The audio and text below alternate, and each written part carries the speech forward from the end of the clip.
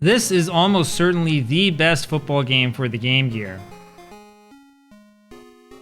Joe Montana Football for the Game Gear is tons of fun even all these years later. The play control is smooth and the graphics are pretty good for a Game Gear game. And believe it or not, this is a really fun game that holds up to this day. I absolutely recommend it. And you know, the truth is that's pretty good for a game that I'm betting most of you have never even heard of before. So this was a really obscure game in the sense that, I mean, we're talking about a Game Gear football game, right? Game Gear football game from 1992, and it has nothing to do with the Genesis version of Joe Montana Football, any of the Genesis versions of the game, to be honest with you. In fact, the history behind all of this is actually really interesting, so let's dig into it. So when most people think of the really old Sega football games, they start with this one, Walter Payton Football. This was a surprisingly advanced football game for the Sega Master System from 1989. It had digitized voice effects, which is pretty unusual for a Master System game. And it's still kind of fun today, though it has a lot of quirks. And you know, Walter Payton Football really did get a lot of critical acclaim. Now, look, I know what you're going to say, right? It's not Tecmo Super Bowl. I know that, right? This was a game from 1989. It wasn't even quite like Tecmo Bowl, but even still, it's a fun game to play. If you haven't played it before, you should give it a try. Walter Payton Football is so old that back then GamePro didn't even have ratings yet.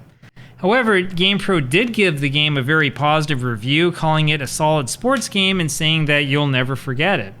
Actually, the only place you'll find real reviews of this game is in the British video game magazines, where it was known as American Pro Football. Computer Video Games over in Great Britain gave it 92%, calling it brilliant. And the magazine called this game a hit. This was an award that was legitimately hard to get in those days. But there's just one problem here. The problem is that the Walter Payton football game has nothing to do with the Joe Montana game for the Game Gear. Like, nothing at all. The games are not really even related, right? So Walter Payton football, as you saw, was like vertical, and it's mostly like a top-down perspective. So if you want to figure out where the Joe Montana game comes from and why they used a different perspective for it, you've got to go back to an even earlier Sega Master System game. This is a game called Great Football that you almost certainly have never played unless you were one of the unfortunate kids to have a Sega Master System growing up. I feel sorry for you. And yeah, I know we're getting really deep into Sega trivia here. Just bear with me. All right, this is Great Football, which is from 1987 and which looks even older, if that's possible. You get to choose between the AFC and NFC, which looks promising. And then you see the team names, so much for that. So remember, though, that this is back in, 1987? This is back when we didn't really care that much about having, like, the real teams or the real colors or the audio or whatever, right? Like, the fact that you were playing a game that resembled football in 1987, that was a pretty big deal. Anyway, when you play this game, you'll see what I'm talking about. There's screen flickering and nobody moves for whatever reason, but this is absolutely a similar game to that Joe Montana football game. And I mean, this is not the greatest game in the world, but hey, at least it's something. The only strange part is this play selection screen, which has got to be the strangest way to select football plays I've ever seen. So you're supposed to push the button when the highlighter is over the play you want to select, which is really weird. Of course, you can do pretty much whatever you want regardless of the play you call, so it doesn't really matter anyway. And like I've been saying, I mean, it's a fun game for 1987. At least it's sort of fun, right?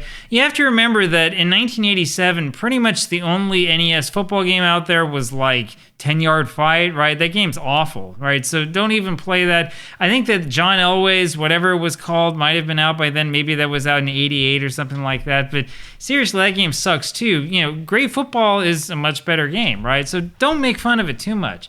Anyway, the story behind Joe Montana Football football is that Sega originally wanted, in theory, to upgrade the Walter Payton game, though there's a lot of evidence that it was actually thinking about upgrading the Great Football game. I don't know. It's weird. It's weird. For whatever reason, like Sega decided to go with that Great Football model instead. It doesn't really make much sense because it was the older game and was not a great selling game, but that's kind of what happened. So the story actually centers around this baby. This is the Sega Genesis. I'm sure you've heard of that. So this guy right here, Michael Katz, he was president of Sega of America when the Genesis came out, and he had a lot to do with the console's success. It was Michael Katz who pioneered truth in advertising, truth like Genesis does with Nintendo. And it was also Katz who pushed Sega to make deals with big names to lure people away from Nintendo. So if you're younger and you're watching this channel, congratulations. If you're like younger, like you're in your 20s, you're in your teens or something like that, what you have to realize is that back in the 1980s, Nintendo was synonymous with video games. So technically, I mean, if you're older than me, you know that originally was Atari that was synonymous with video games. You know, I'm going to go play the Atari meant I was going to go play the video game system. But all of that crashed in 1983. When Nintendo came up, then everybody was talking about playing the Nintendo instead. We replaced one Japanese word with another. Yeah, there were other systems, right? There was like the Sega Master System, right? There was like Atari had a different system in the late 80s and stuff. But it's not that like nobody played it at all. It's just that everybody referred to it as the Nintendo. I mean, everybody did everywhere. If you go back and you read like newspaper articles from the 80s about video games, you'll find that they refer to it as the Nintendo, right? Parents back in those days, you know, I'm a parent now, right? And so I have some sympathy with them, but parents who were clueless would talk about Nintendo tapes and stuff like that. All sorts of nonsense was going on. In fact, back then there was this huge controversy that I remember when a survey revealed that kids knew more about Mario than who Bugs Bunny was, and there was all this talk about us losing American culture and something like that. Anyway, you have to understand this because that's the reason why Michael Katz recommended that Sega spend like crazy amounts of money after celebrity names, because it was the only option they had. Unfortunately, most of the names that Sega found were small time, you know, like Pat Riley. I mean, the intro screen here looks great, but seriously, do you want to play a game named after a coach and not a player? Sega's baseball game suffered from the same problem. And of course, a no-name company called Electronic Arts decided to take a former coach and announcer and give him his own football game. Yeah, what an awful idea, right? Who wants to play a game named after a coach? Anyway, Michael Katz decided that Sega needed to do a little bit better than awful names like Madden, and so they got the biggest big-name football name that was out there, which was Joe Montana. By 1990, Joe Montana was one of the biggest stars in the NFL, just like ProSet reminds us here. Securing a big name like Montana was key to helping the Genesis thrive. Montana, of course, had been a big star throughout the 1980s. He wasn't exactly young in 1990. But Montana was absolutely a big name, and that's what mattered the most. Anyway, Sega got Montana by offering him, it was something like $1 million a year. Supposedly at the time, it was like a record-setting thing for, you know, a pro athlete a contract with a video game company. But then again, like nobody was doing these contracts anyway, so it wasn't hard to set that record. Anyway, they were supposed to give Joe Montana the money. The truth is that a couple years later, Montana sued Sega, which is a pretty good indication that they didn't. Sega had some problems back in those days, right? But, you know, Sega had a much bigger problem than that, at least to begin with, which was that it had the name, but it didn't have the game. I mean, the game did come out in the end, though it wasn't until after Christmas 1990. Sega totally missed the deadline. And the game that came out looks and feels a lot like the first Madden game. But if you look carefully at the old preview images, like this one from Electronic Gaming Monthly, you'll notice that the game looked a lot different. Look, this game looks a lot more like Great Football than the game that we got in the end. The truth is that the first Joe Montana game for the Genesis was actually developed by the same people who made the first Madden game, and it really shows. So the story here, which is also true, is that Sega literally ran out of time and went begging to EA for a favor. So Sega wanted to get this game out in time for Christmas 1990. The problem is that the company that it had contracted with just didn't make it or something like that. And so sometime in November it went to EA and kind of, took the offer that they couldn't refuse.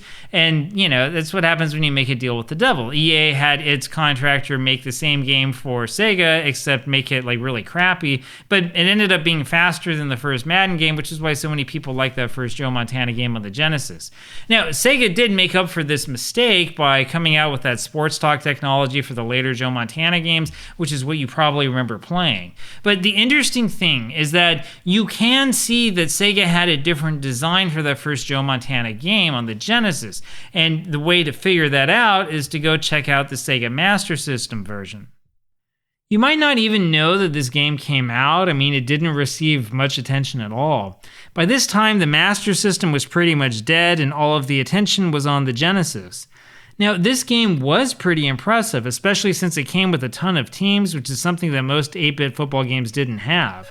And if you play this game, you'll realize that it is literally the same as the Game Gear version.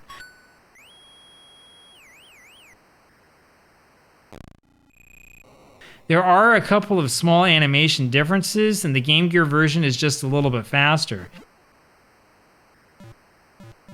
But the plays are the same, the action's the same, everything else is literally the same. So honestly, I don't understand why whatever company this was able to come out with this game for the Master System, but not the Genesis. I don't know, it was harder to program for or something, whatever, right? Now, the Master System version of this game really is not that bad, though I personally prefer the Game Gear version, which is slightly faster. But seriously, this was not a bad game, and it really is a shame that they didn't turn this version of Joe Montana football into a bigger series. The only real negative part of the Game Gear game is that it didn't come out until 1992. Well, that plus the game is way too easy.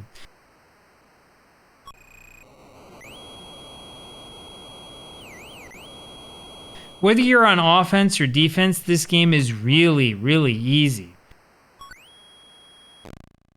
In fact, there's a trick you can do once you have the lead. You just simply let the clock run regardless of whether you're on offense or defense. The truth is that the clock will run down as long as you don't push the button to choose the play. You don't move on until you choose the play, even if the computer has the ball. And the other thing that's weird is that you actually snap the ball even when you're on defense, which is, whatever. Alright, so yeah, it's janky, right? There's crazy stuff you can do. If you have a lead, you can manipulate the clock, like I said. You can make sure that you're going to win the game no matter what. But it's not a perfect game for sure, but it still is a lot of fun, even one player, even if you're not playing with somebody else. And the thing is that everybody who played it knew it was fun, even back in the day. Well, everybody that played it thought it was fun, that is. Okay, to be honest, GamePro didn't exactly give it a great fun factor score, but it's still a pretty respectable score for a freaking Game Gear game. Actually, the funny thing is that Video Games and Computer Entertainment said the exact opposite of GamePro. They praised this game for being fun, but they criticized something like the sound. And of course, there was the fact that each team only had 8 men on the field. Honestly though, when you play this game, you won't notice that you're missing any players. Now, it's a fun game, sure, but is this the best portable football game?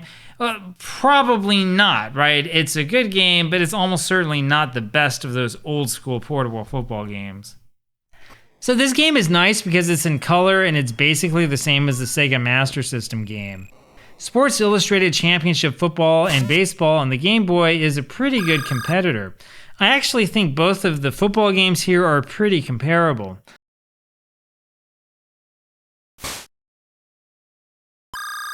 But neither of these games are anywhere near as good as Tecmo Bowl on the Game Boy. This is the true all-star of old-school portable football games. Montana is good and it's a lot of fun, but it's no Tecmo Bowl.